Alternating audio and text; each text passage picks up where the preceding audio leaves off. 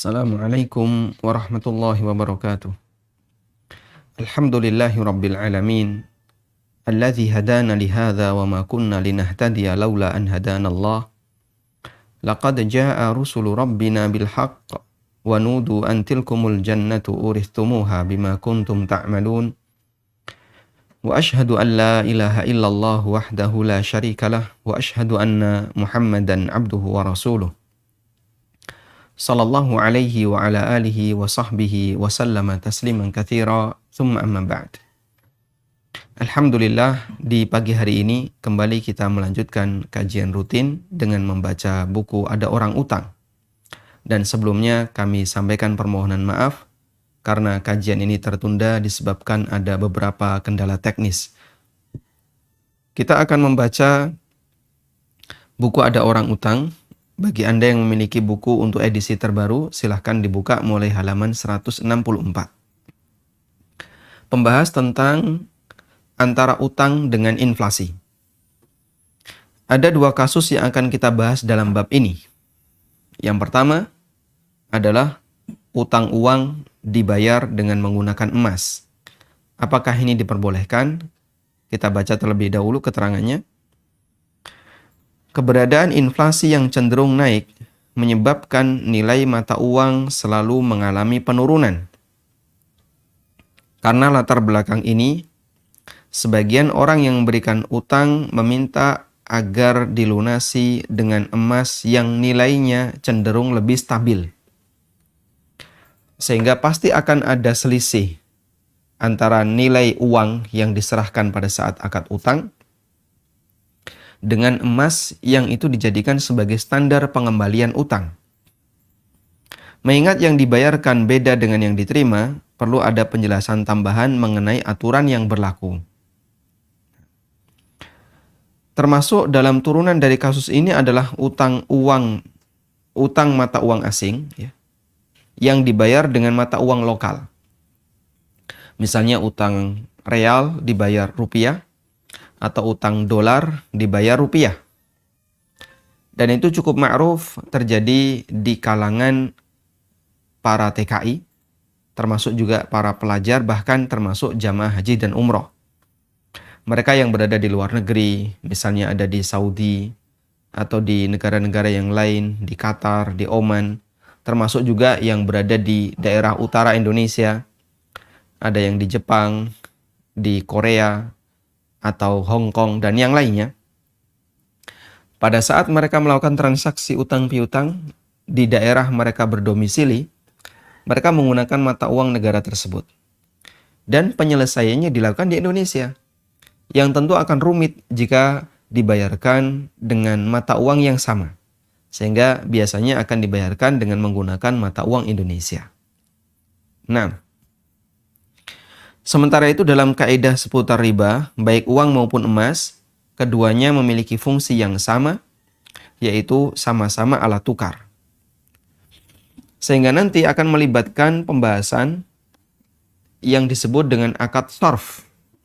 Nanti kita akan melibatkan pembahasan tentang akad sharf.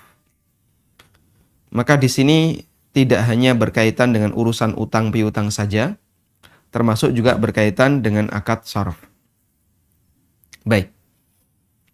Pada asalnya pelunasan utang harus dibayarkan dalam bentuk benda yang sejenis dengan apa yang diterima ketika utang. Kita ulang. Pada asalnya utang dibayarkan dengan yang sejenis dengan apa yang diterima ketika utang. Utang uang dibayar uang, utang emas dibayar emas, utang dolar bayar dolar, utang real bayar real, dan seterusnya. Namun demikian, keduanya dibolehkan mengadakan pelunasan dibayarkan dengan mata uang yang berbeda dengan beberapa syarat. Boleh utang rupiah, IDR, tapi dibayar dalam bentuk real Saudi, Saudi real, atau IDR dibayar dengan bentuk USD, dolar Amerika, dan yang lainnya. Terus bagaimana ketentuannya? Kita baca di sini. Yang pertama, tidak ada kesepakatan di awal. Artinya inisiatif untuk membayar utang dalam bentuk yang berbeda ini baru disepakati ketika pelunasan.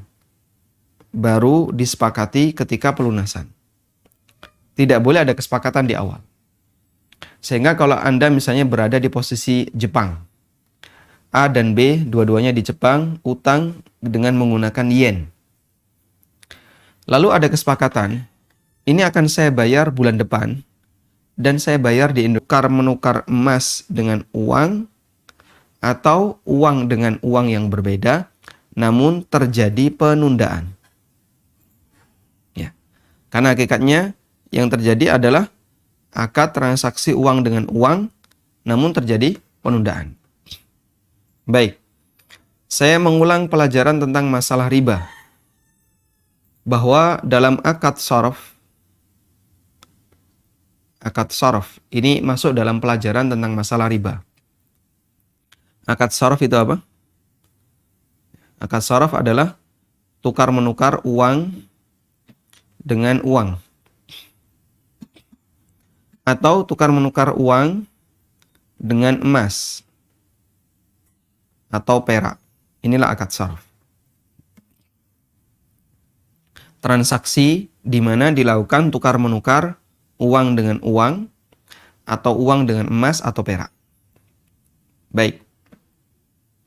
Dalam akad sharaf di situ berlaku riba bai'. Di sini rentan dengan yang namanya riba bai'. Riba karena jual beli. Nabi SAW memberikan persyaratan agar tidak terjadi riba bai', maka akad sharaf di situ disyaratkan harus tunai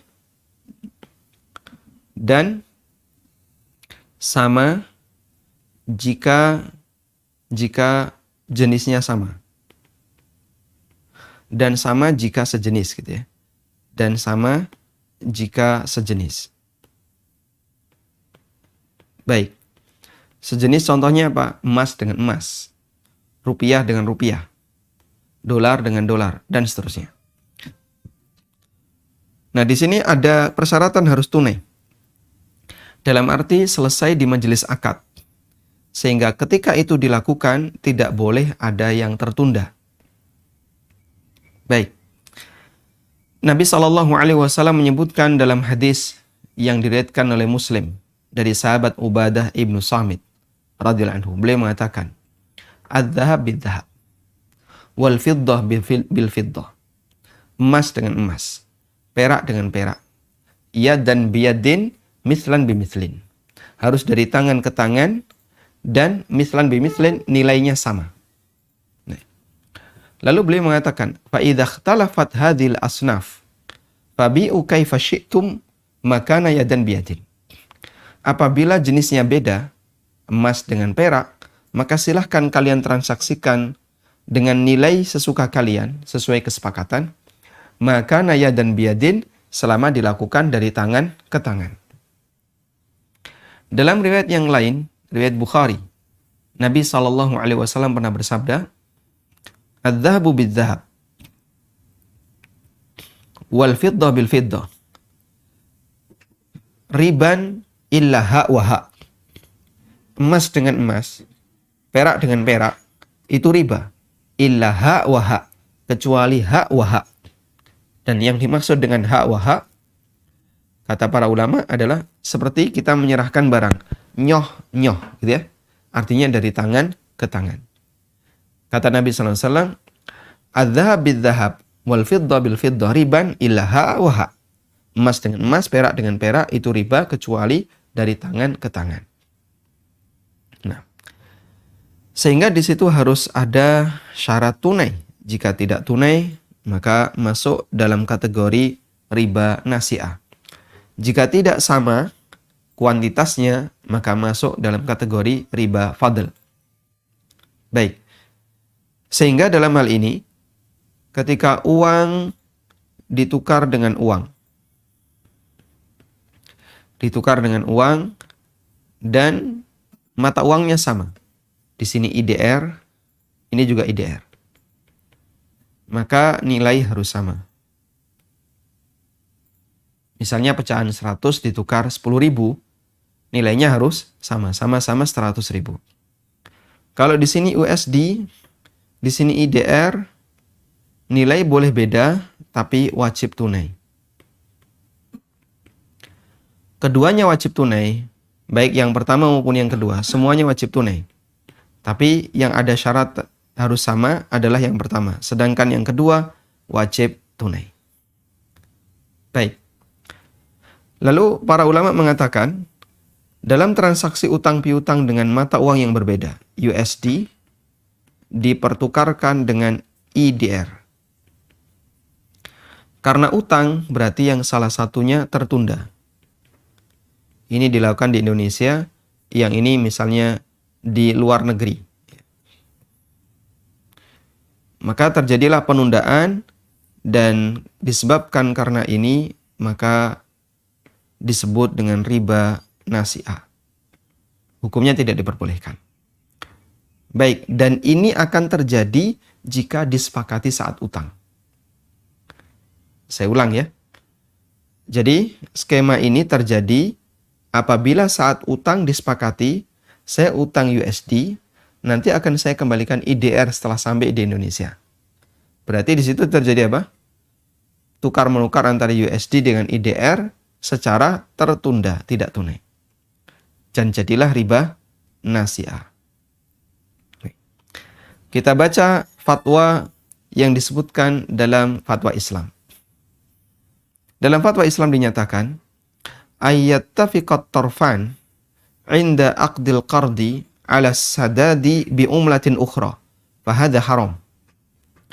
Kedua belah pihak, debitor dan kreditor, mereka sepakat pada saat akad utang ala sadadi bi umlatin ukhra, untuk pelunasan menggunakan mata uang yang lain. Fahadha haramun, praktek ini haram. Nah, seperti ini haram. Li'anna haqiqatal mu'amalati hina idzin. Karena hakikat transaksinya ketika itu adalah bai'u umlatin hadirah bi umlatin ukhra muajjalah. Karena jadinya adalah transaksi tukar menukar mata uang yang tunai dengan mata uang lain yang tertunda. Terjadi tukar menukar antara real dengan rupiah, tapi waktunya tidak sama, sehingga tidak yadan biyadin.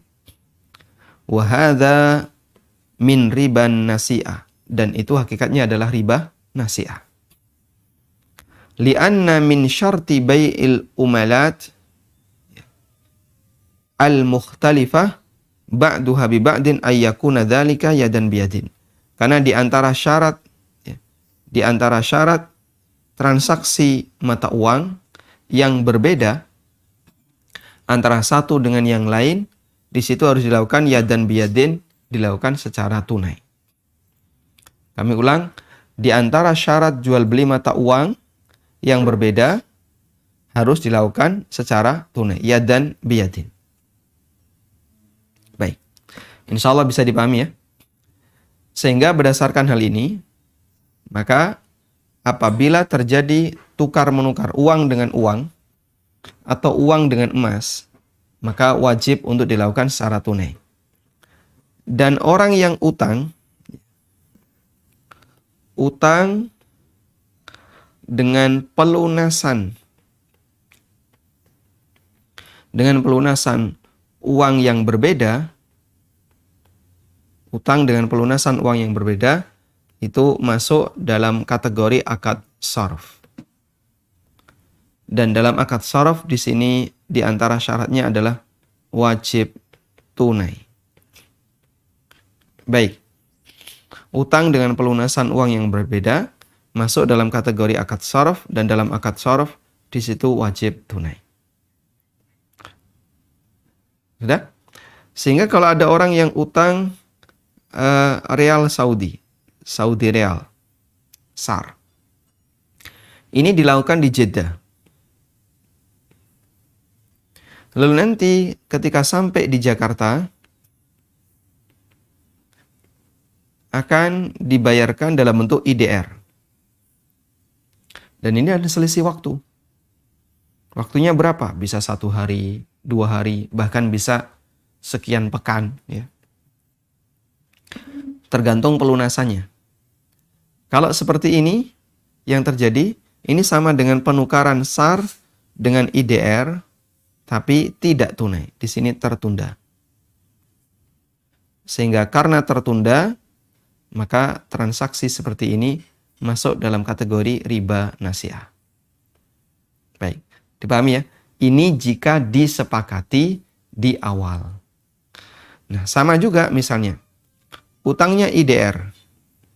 Ini sama-sama di Indonesia. Saya tidak menyebut lokasi, dimensi tempat. Ini di tahun 2000. Lalu di tahun 2020 ini dibayar pakai emas.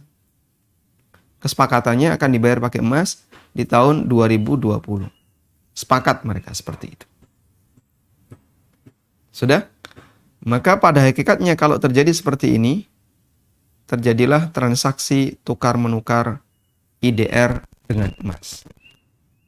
Tukar-menukar rupiah dengan emas, dan ini masuk akad sharf. Sehingga jika ada penundaan selama 20 tahun, maka ini masuk dalam kategori riba nasi'ah. Baik, maka tidak boleh ada kesepakatan dalam transaksi utang dengan pembayaran yang berbeda, tidak boleh disepakati di awal. Kalau itu disepakati, maka menyebabkan transaksinya menjadi apa? Riba nasi'ah. Nah, kita lanjutkan. Yang kedua, menggunakan standar harga saat pelunasan dan bukan saat berutang. Jika tidak ada kesepakatan di awal untuk dibayar dengan mata uang yang berbeda, namun ketika masa pelunasan, pemberi utang meminta agar utang dibayarkan dalam bentuk emas dengan harga pada waktu utang, bukan harga ketika pelunasan. Contoh kasus. Pada tahun 2010, si A utang sebesar 10 juta kepada si B selama 5 tahun. Ketika jatuh tempo di 2015, si B minta agar dibayarkan dengan emas senilai 10 juta. 10 juta pada waktu utang, yaitu tahun 2010. Dengan adanya kesepakatan ini, maka beban utang si A menjadi lebih besar daripada utang yang dia terima. Para ulama melarang model transaksi semacam ini dengan 2 alasan. 1, pada asalnya praktek ini termasuk jual beli emas secara tidak tunai. Jadi uang di depan, bayar dulu, emasnya nyusul di belakang. Di mana uang diserahkan tahun 2010, sementara emasnya diserahkan tahun 2015. Sehingga ini masuk dalam kategori riba nasi'ah. Nah, yang kedua, akan ada selisih antara utang yang diterima dengan nilai pelunasannya. Jika harga emas naik, si A akan membayar lebih dari 10 juta. Dan kondisi semacam ini termasuk riba dain, riba karena utang piutang.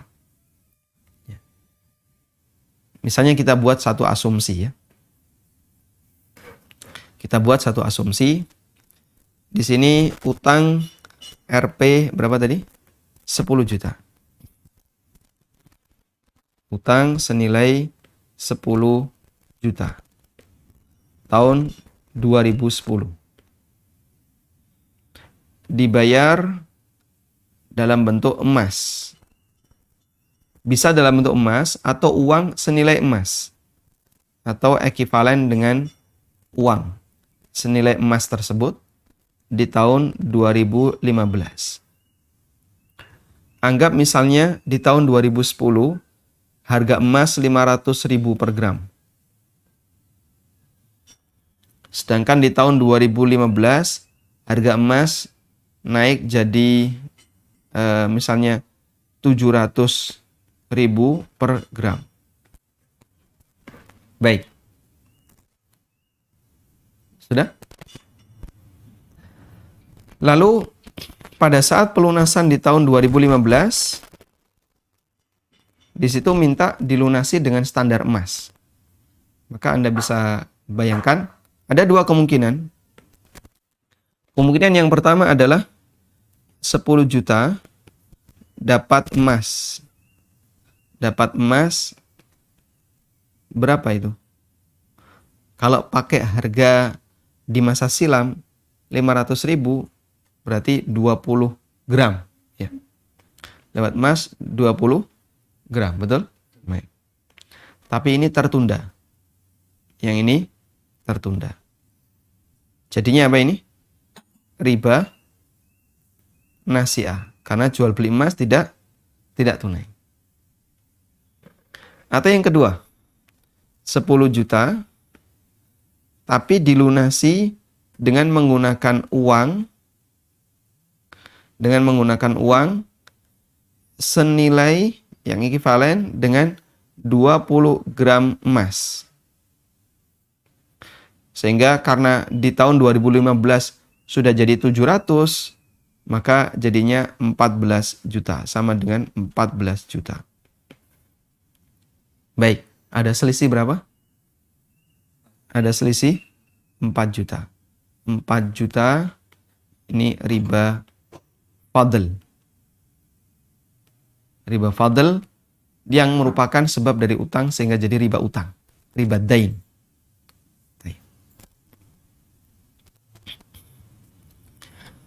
Dalil pokok dalam masalah ini adalah hadis yang diriwayatkan dari Ibnu Umar radhiyallahu anhu bahwa beliau menjual onta di Baqi dengan dinar dan mengambil pembayarannya dengan dirham.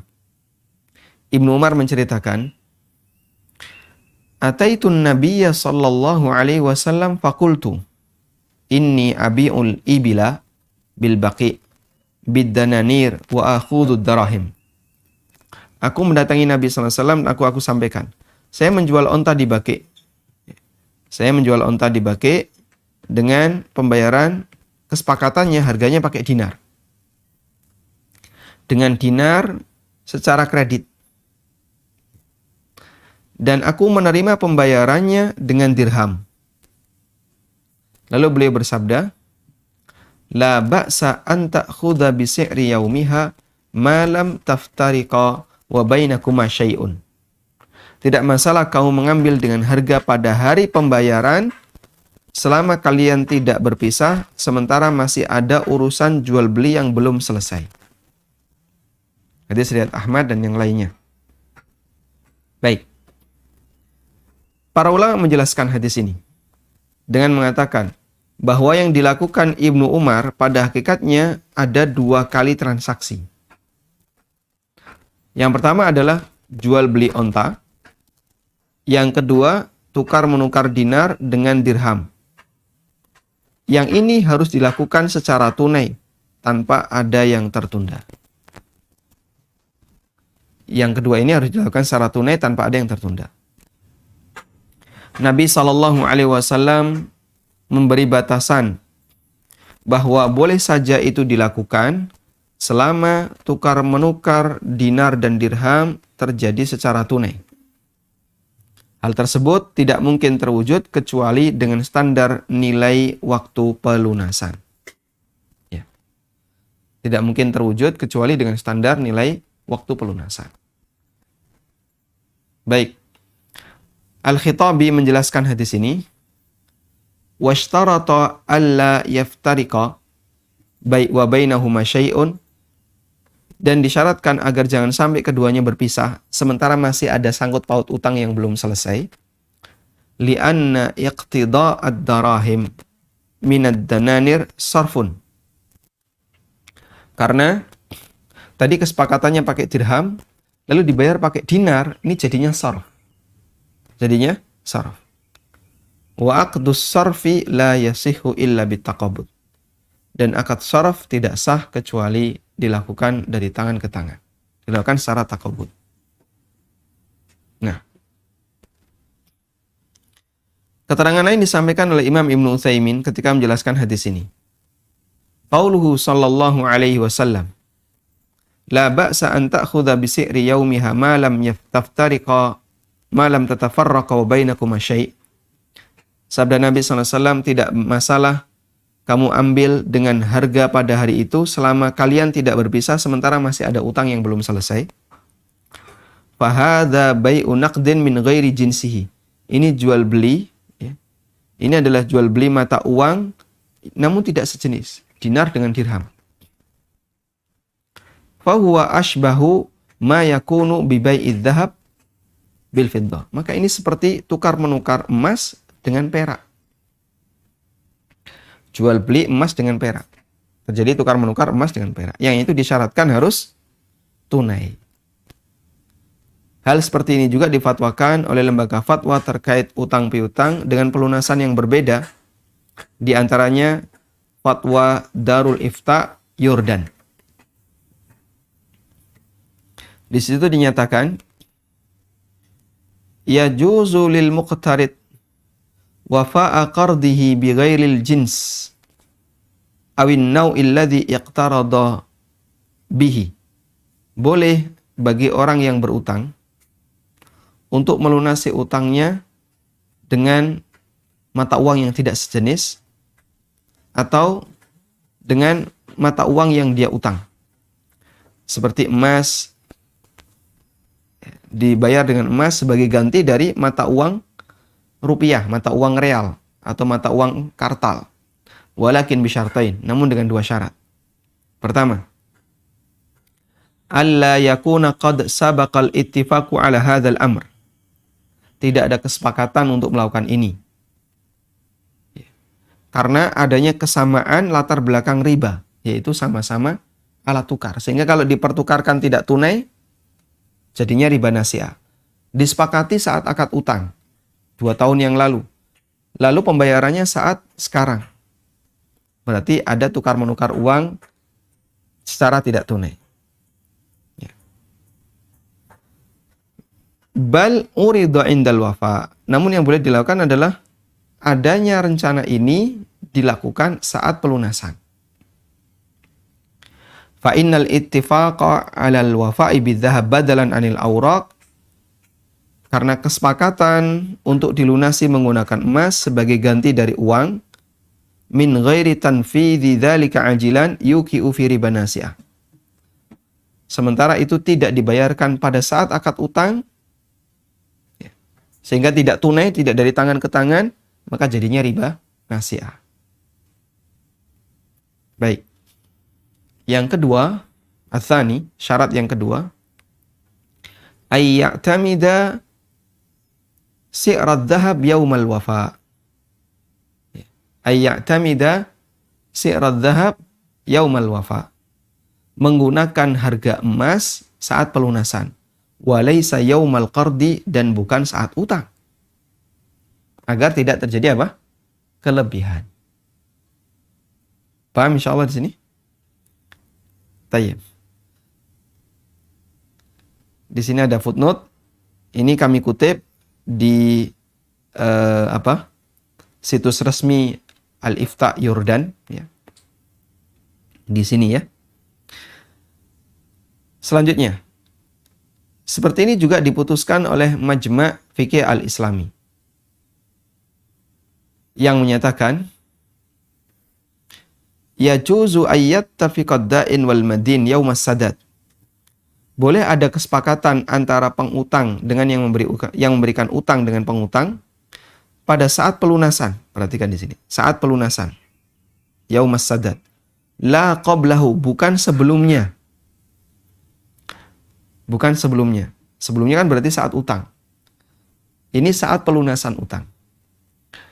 Ala ada'id daini bi umlatin mughayirah li umlatid dain. Untuk melunasi utang dengan mata uang lain berbeda dengan mata uang saat utang. idza kana dzalika bi si'ri sarfiha yaumas sadad. Apabila itu dilakukan dengan harga transaksi saat pelunasan. Baik. Walhamdulillahirabbil alamin. Semoga bisa dipahami dengan baik. Jadi kami ulang di sini ya.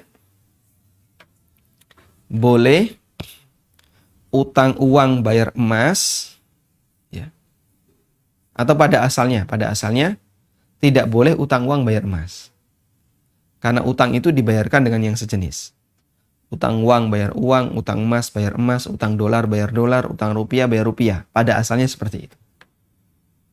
Nah sekarang jadi pertanyaan, boleh nggak dibayarkan dengan mata uang yang berbeda atau dibayarkan dengan emas? Utang uang bayar emas. Bolehkah seperti ini? Jawabannya boleh dengan dua syarat.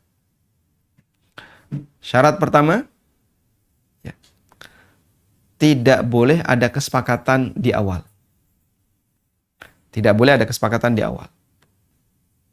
Contoh, saat orang utang uang tahun 2010, lalu disepakati, nanti mohon maaf saya baru bisa bayar 2020, 10 tahun yang akan datang. Utangnya 2010, dibayar 2020, 10 tahun yang akan datang. Nah, akhirnya yang memberi utang mengizinkan, ya enggak apa-apa, tapi syaratnya nanti kamu harus bayar pakai emas. Disepakati seperti ini. Ini enggak boleh. Karena jadinya apa? Jual beli emas tidak tunai. Paham insyaallah? Baik. Yang kedua, menggunakan harga emas saat pelunasan, bukan saat utang. Jadinya pakai emas yang harganya lebih mahal. Sehingga utang 2010 dibayar 2020. Utangnya dulu berapa? 10 juta. Nah, saat 2020 yang memberi utang itu minta, "Mas, jangan bayar pakai uang ya. Tolong bayar pakai emas." Oh, baik, Pak. Akhirnya duit 10 juta tadi dibawa ke toko emas. Harga emas sekarang berapa? Anggaplah 1 juta. Dibayarlah 10 juta untuk membeli 10 gram emas. Dikasihkanlah 10 gram emas ke orang ini. Ini 10 gram emas. Bapak kan mintanya dibayar pakai emas. Loh kok cuma 10 gram? Ya kan emas harga sekarang 1 gram 1 juta. 1 juta per gram. Nah, utang saya 10 juta. Maka saya bayar 10 gram emas. Sehingga harus dibayar pakai harga emas saat pelunasan. Nggak, saya maunya harga emas waktu utang. Tahun 2010 harga emas waktu utang berapa?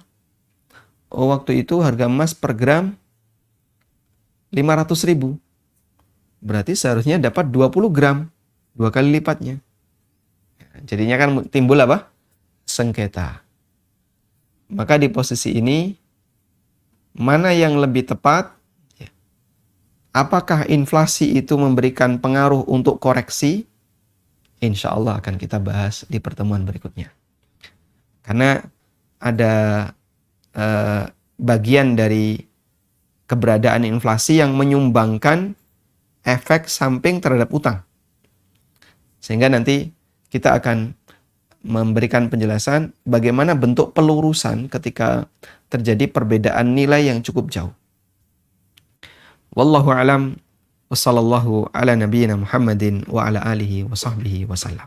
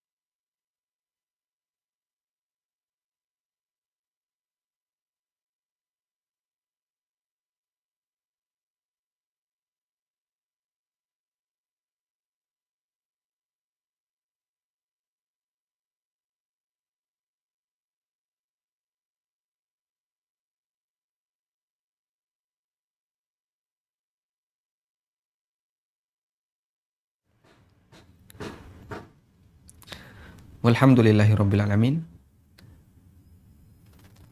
Selanjutnya kami persilahkan bagi Anda yang mau bergabung. Halo, Assalamualaikum. Waalaikumsalam warahmatullahi Ustaz, Anda ada contoh kasus,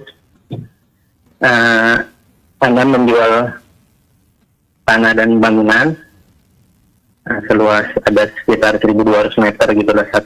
Tanah dan bangunan. Iya. Selanjutnya? Pada awalnya sebelumnya tanah sewa tuh, Ustaz, selama 6 tahun. Cuman selang setahun Ana jual kepada orang yang sama, Ustaz. Kepada orang yang sama. Nah, yang ingin Ana tanyakan itu sama nggak dengan bahasan kita yang kemarin, Ustaz? Menggabungkan jual beli dengan sewa menyewa. Nah, Anda sebagai pertanyaan penjual, yang kedua, Ustaz. Anda sebagai penjual. Iya. Penjual. Ana sebagai penjual. Itu Ustaz, yang orang yang kan dijual ya selang tahun itu kan dijual.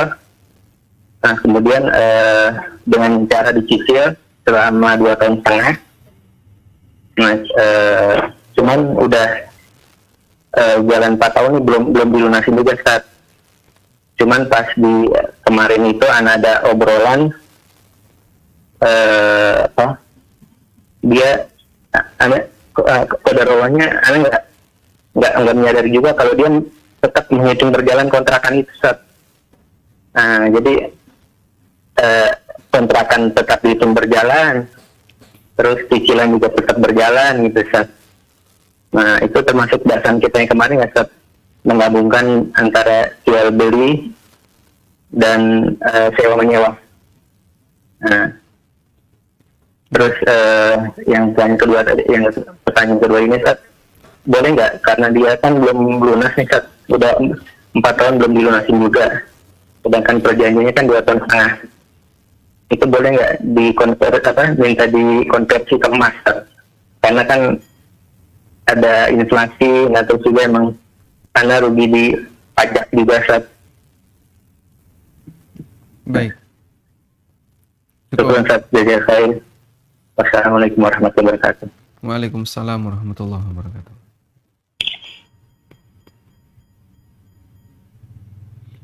Baik, yang saya pahami dari kasus Bapak ya, seperti ini. Jadi objek itu, coba di transisi. Ada objek yang awalnya dia diakadkan sewa.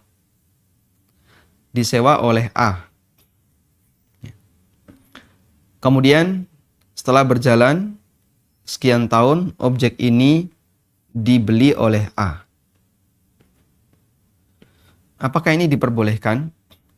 Selama ini tidak disepakati di awal, boleh. Selama tidak disepakati di awal, boleh. Sehingga dibeli oleh A ini kan sifatnya kasus baru. Tidak ada kesepakatan di awal. Saat A mulai nyewa objek ini, Anda tidak bersepakat dengan A, nanti selama 5 tahun A harus beli objek ini. Kalau tidak ada kesepakatan seperti itu, insya Allah tidak masalah. Karena bagian dari penjelasan akad 1 plus akad 2, di mana ini hukumnya dilarang adalah ketika akad 2 ini jadi syarat bagi akad 1. Sehingga ini akad utama. Yang kedua ini syarat untuk akad utama. Kalau ini yang terjadi, inilah yang dimaksud menggabungkan 2 akad dalam 1 akad. Tapi kalau bukan syarat, akad 1, ini sewa, ya. Lalu plus akad 2, ini dilakukan sifatnya adalah akad baru. Akad baru.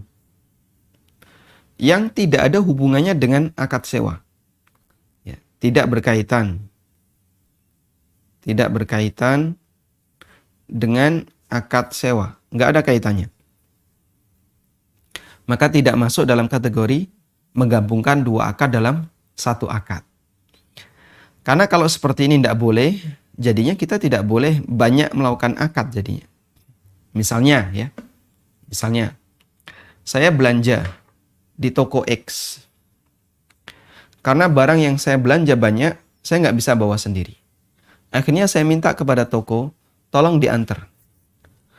Nah, toko bertanya, Bapak tinggalnya di mana? Di kota ini. Wah, radiusnya sudah melebihi batas antar gratis. Kami tidak bisa memberikan layanan. Tapi kalau Bapak mau, nanti ada biaya antar tambahan. Akhirnya saya siap. Udah enggak apa-apa. Yang penting pokoknya diantar. Siap. Kemudian kita transaksi yang kedua. Yaitu apa? Transaksi mengantar barang. Ini Bapak jaraknya 50 kilo. Kami kenakan biaya, anggaplah misalnya 100.000. Baik. Berarti terjadi berapa akad ini? 2 akad. Jual beli dan sewa kendaraan. Dengan nilai yang berbeda. Dan ini kami lakukan secara terpisah. Karena tadi tidak disyaratkan. Kalau Bapak melakukan pembelian di sini, maka wajib untuk sewa kendaraan kami. Gak ada kesepakatan seperti itu. Tapi saya sewa, sebabnya adalah saya kesulitan untuk bawa ini pulang ke rumah. Sehingga saya sewa kendaraan dari toko yang sama. 2 akad tapi saling terpisah. Hukumnya tidak masalah. Baik. Nah kemudian, kalau akad 1 ini sudah berubah jadi akad 2, akad 1, ya. Awalnya sewa, sudah berubah jadi akad 2. Akad 2-nya apa? Jual beli. Akad 2-nya jual beli. Maka akad 1 ini tidak berlaku lagi. Karena objek itu sudah berubah menjadi akad 2. Sehingga objek itu tidak disibukkan dengan 2 akad. Ada satu kaidah yang mengatakan asy-syaghil la yushaggal.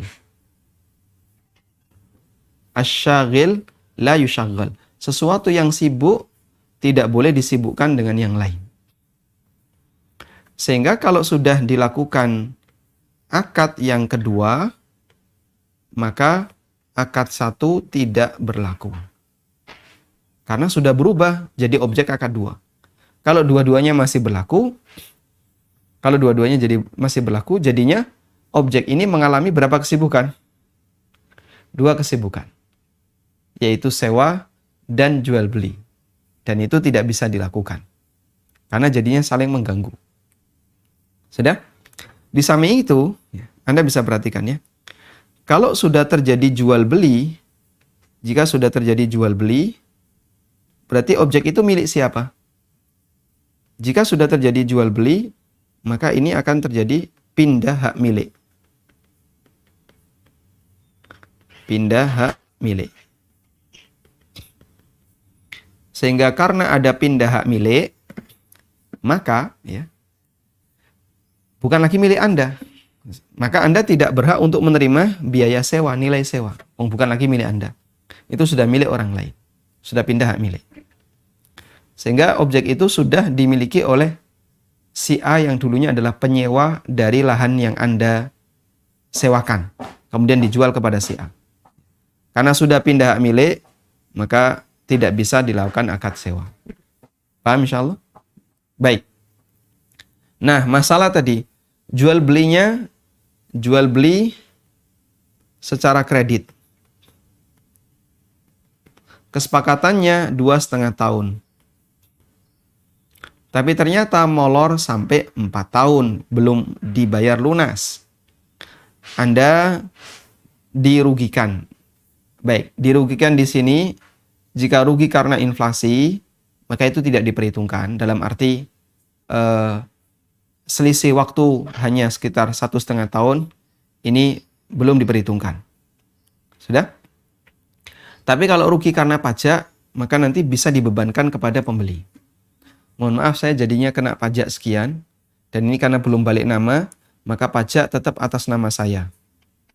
Saya yang kena, padahal kita kan sudah jual beli, sudah jadi milik Bapak. Maka saya minta tolong pajak digantikan. Nah, untuk pembeli berhak Anda minta nanggung biaya pajak.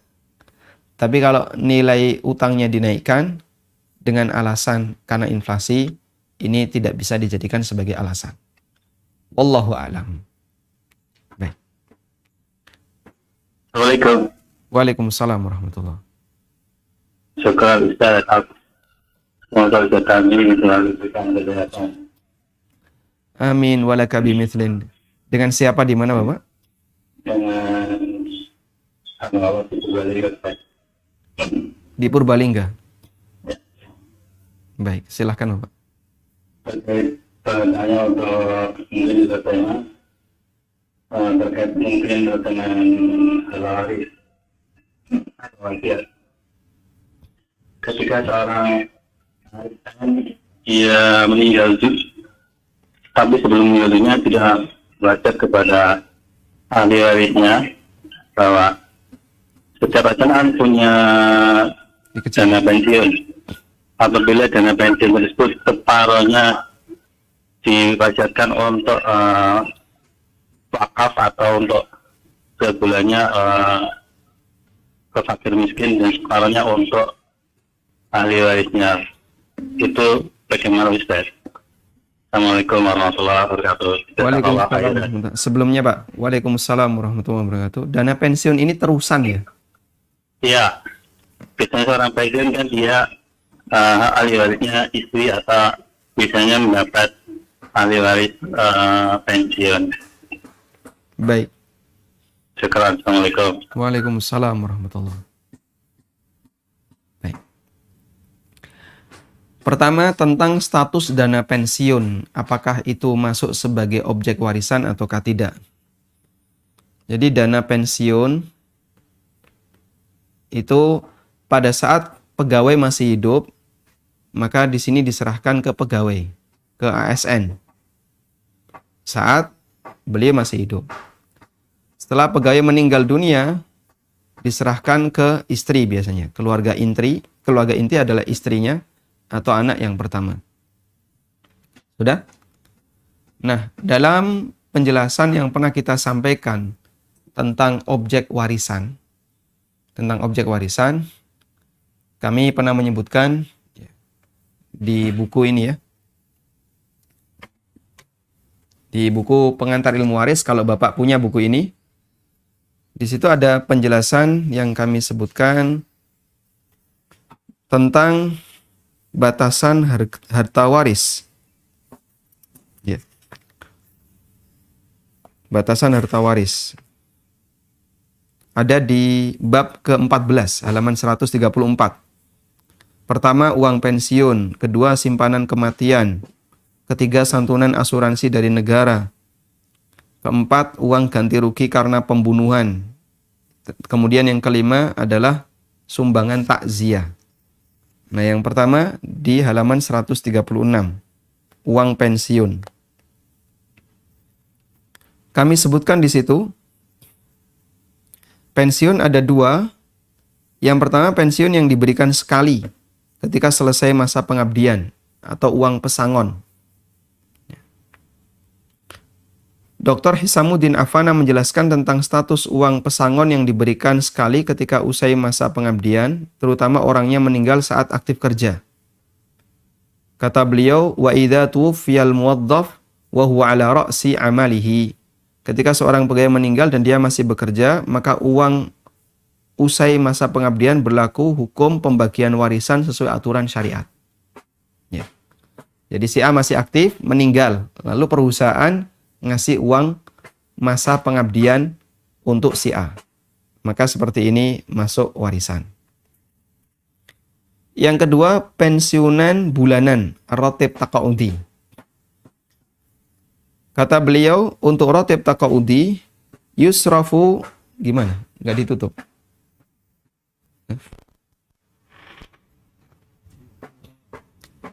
Untuk rotib taqaudi, wa yusrafu ba'da wafatil muwaddaf.